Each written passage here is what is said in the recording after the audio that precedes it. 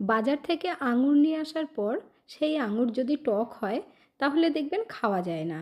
তো আঙুরের মধ্যে পাতিলেবুর রস দিয়ে এমন একটা চটপটা রেসিপি তৈরি করা যায় বন্ধুরা, যেটা দেখার পর আপনারা আঙুর ফেলে দেবেন না। টক আঙুর দিয়ে বানিয়ে ফেলবেন এই দুর্দান্ত স্বাদের রেসিপিটি, আর বানিয়ে অনেক দিন স্টোর করে রেখে খেতে পারবেন। নমস্কার বন্ধুরা, মিঠুস ওভেনে আপনাদের সবাইকে স্বাগত জানাই। আজ আমি আরও একটি নতুন ভিডিও নিয়ে চলে এসেছি আপনাদের সামনে। বাজার থেকে খাওয়ার জন্য আঙুর ফল আনা হয়েছে। তো আঙুর ফলগুলো একটু টক আছে, আর টক হলে দেখবেন আঙুর ফল একেবারেই খেতে ইচ্ছে করে না, ভালোও লাগে না। তাই ভাবলাম এই টক আঙুর ফলগুলো দিয়ে আজকে একটা রেসিপি তৈরি করা যাক, আর যেটা আমার বন্ধুদের সাথে শেয়ার না করে থাকতেই পারলাম না, কারণ এতটাই সুস্বাদু হয়েছে। আঙুর ফলগুলো ভালোভাবে ধুতে হবে, তার জন্য একটা বোলের মধ্যে জল নিয়ে 1 চামচ পরিমাণে বেকিং সোডা দিয়েছি। খুব ভালোভাবে মিশিয়ে নেব, আর এর মধ্যে এখন আঙুর ফলগুলো দিয়ে দেব। এতে করে আঙুর ফলের মধ্যে যে কেমিক্যাল থাকে সেটা কিন্তু বেরিয়ে যাবে। যে কোনো ফল বা শাকসবজি খাওয়ার আগে 15 মিনিট নুন জলে ভিজিয়ে রাখলে কেমিক্যালটা বেরিয়ে যায়। তো আপনারা এখন কিন্তু খাবার সোডা দিয়ে ভেজাতে পারবেন।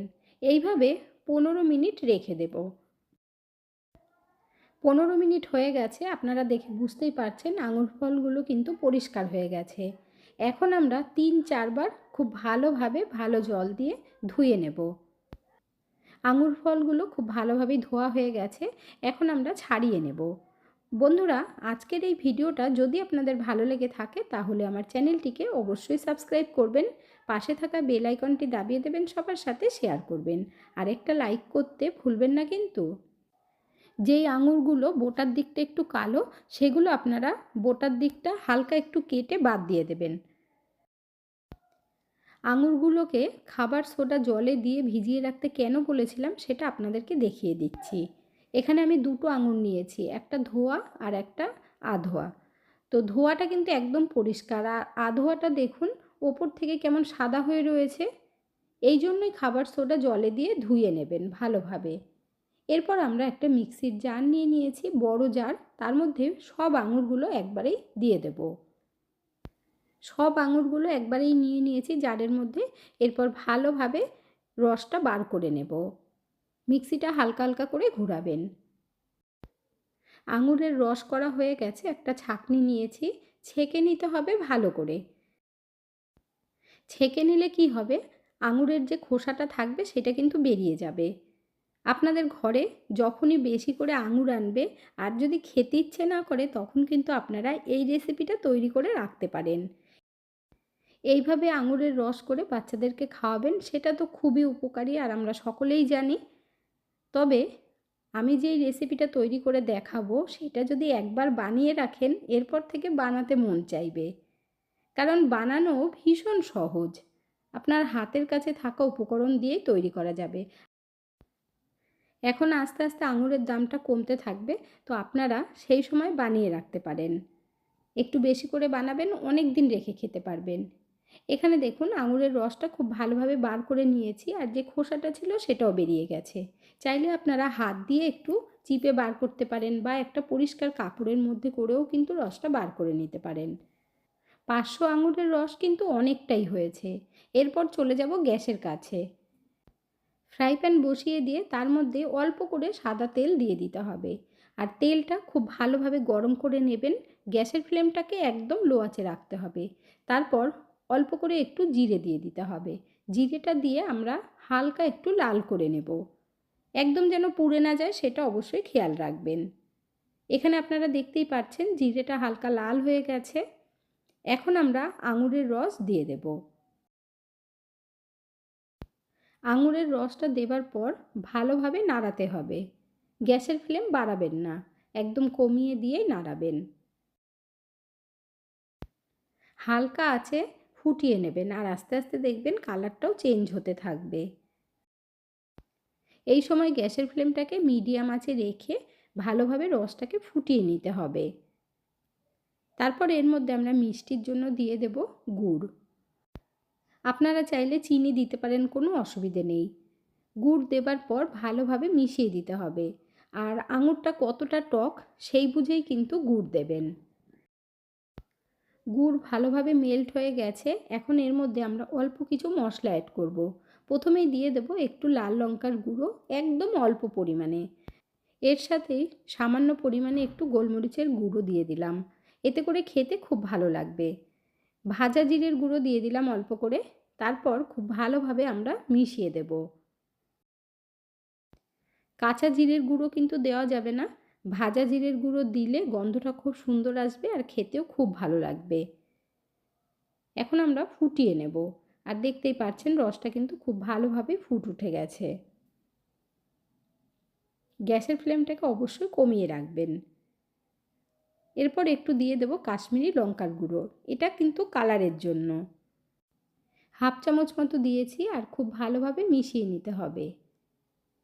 আগের থেকে রসটা কিন্তু একটু টেনে গেছে। খুব বেশি টাইম লাগবে না, 10 মিনিটের মধ্যেই দেখবেন হয়ে যাবে। কালারটা দেখছেন কতটা সুন্দর হয়েছে। আঙুরের এই রসটা গাঢ় হওয়ার জন্য নিয়েছি ছোট চামচের 1 চামচ কর্নফ্লাওয়ার, আর তার মধ্যে সামান্য একটু জল দিতে হবে, খুব বেশি কর্নফ্লাওয়ার কিন্তু দেওয়া যাবে না। এরপর ভালোভাবে মিশিয়ে নেব। কর্নফ্লাওয়ারটা গোলানো হয়ে গেছে। এখন আমরা আঙুরের রসের মধ্যে দিয়ে দেব। কর্নফ্লাওয়ারটা দেওয়ার সাথে সাথেই নাড়াবেন, না হলে কিন্তু দলা পাকিয়ে যাবে। আর গ্যাসের ফ্লেমটাকে লো আঁচে রাখতে হবে। এখন একটু ভালোভাবে ফুটিয়ে নেব। এই চাটনি তৈরি করে একদম ঠান্ডা করবেন, তারপর ফ্রিজে রাখবেন। তাতে করে 2 থেকে 3 মাস রেখে খেতে পারবেন। আর যদি চাট খেতে ভালোবাসেন তো খুব তাড়াতাড়ি এই চাটনিটাও শেষ হয়ে যাবে। এখন ওপর থেকে একটু তরমুজের দানা দিয়ে দেবো, এতে করে দেখতে কিন্তু খুব ভালো লাগবে। যদি আপনাদের ঘরে না থাকে তাহলে দেওয়ার দরকার নেই। অনেকেই আছেন যারা রুটি, পরোটা, কচুরির সাথে চাটনি খেতে ভালোবাসেন, তো তারাও কিন্তু বানিয়ে রাখতে পারেন। এর মধ্যে এখন অল্প করে বিট লবণ দিয়ে দেব। যদি বিট লবণ না থাকে এমনি লবণ দিয়ে দেবেন। নুন খুব বেশি দেওয়া যাবে না, একদম আন্দাজ মতো দেবেন, সামান্য পরিমাণে। নুনটা দিয়ে ভালো করে মিশিয়ে নেব। আর দেখতেই পাচ্ছেন কতটা গাঢ় হয়ে গেছে। ঠান্ডা হবার পর কিন্তু আরেকটু গাঢ় হয়ে যাবে। এখন এর মধ্যে আমরা অর্ধেক পাতিলেবুর রস দিয়ে দেব, এতে করে আরেকটু টক হবে, খেতে খুব ভালো লাগবে। পাতিলেবুর রস দেবার পর আবারও ভালো করে মিশিয়ে নিতে হবে। আঙুর ফলের এই চাটনিটা তৈরি করে আপনারা খুব ভালোভাবে ঠান্ডা করবেন, তারপর সার্ভ করবেন। চাটনি আমাদের রেডি হয়ে গেছে, তবে কতটা গাঢ় হয়েছে সেটাও আপনাদেরকে দেখিয়ে দিচ্ছি। দেখুন এই পর্যায়ে নামাবেন, আর ঠান্ডা হওয়ার পর আর একটু গাঢ় হয়ে যাবে। গ্যাসের ফ্লেমটা অফ করে দিয়েছি, এবার একটু নাড়িয়ে নেব, তারপর একটা বোলের মধ্যে ঢেলে রাখবো। এই ধরনের নতুন নতুন রান্নার ভিডিও পেতে হলে আমার চ্যানেলটিকে কিন্তু অবশ্যই সাবস্ক্রাইব করে রাখবেন। মার্কেট থেকে চপ, সিঙ্গারা, কচুরি কিনে আনলে তার সাথে দেখবেন চাটনি দেয়, তো সেই চাটনি কিন্তু খেতে একেবারেই ভালো লাগে না। ঘরে আপনারা একটু বেশি করে বানিয়ে রাখবেন, যখনই সিঙ্গারা বা কচুরি নিয়ে আসবে তখন আরামসে খেতে পারবেন। আর সকলেই না অবাক হয়ে যাবে যে এটা কিসের চাটনি, কেউ বুঝতেই পারবে না আঙুর ফল দিয়ে তৈরি করা হয়েছে। একদম সহজ পদ্ধতিতে আপনাদেরকে দেখিয়ে দিলাম আঙুর ফলের চাটনি, আর আপনারা দেরি না করে ঝটপট বানিয়ে ফেলুন। আজকের ভিডিওটা আপনাদের কাছে কেমন লাগলো অবশ্যই কমেন্ট করে জানাবেন। এতক্ষণ ধৈর্য ধরে ভিডিওটি দেখার জন্য অসংখ্য ধন্যবাদ। ভালো থাকবেন, সুস্থ থাকবেন, দেখা হচ্ছে পরের ভিডিওতে। Thank you.